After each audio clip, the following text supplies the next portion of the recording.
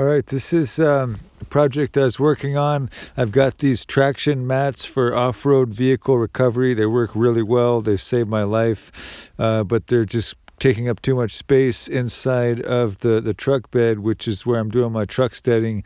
So I had built this this camper frame out of salvaged wasteland wood, and I want to be able to attach the traction mats to the outside of it in a secure manner. So this is also salvage material. It's this galvanized metal strips that I can use as a metal tape. I'm cutting it with tin snips very carefully with gloves on because this stuff is nasty. It'll tear you up.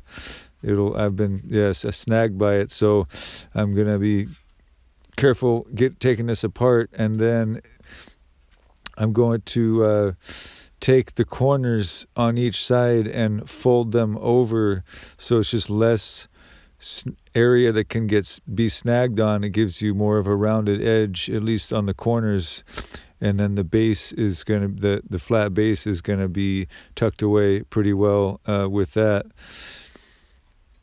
So I'm just going to and then press it so it's all and even. Now I'm going to drill some pilot holes in it when it's on the ground so it doesn't get all squirrely. I don't have all of the shop materials equipment I would like to have to get more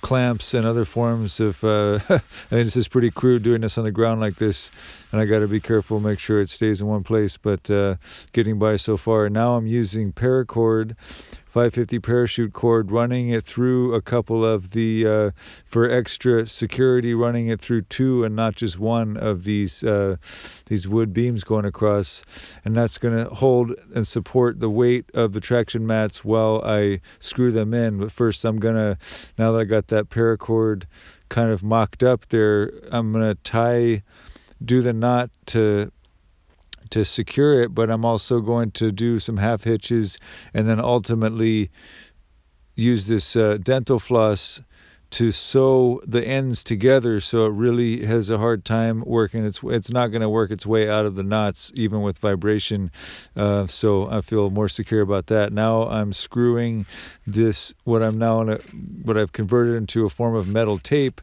I'm screwing this on. Now luckily there's the weight holding it so I don't have to hold it at the same time, but I've got both of those strips of metal tape on there secure, and this is very snug. It's not going to rattle itself out.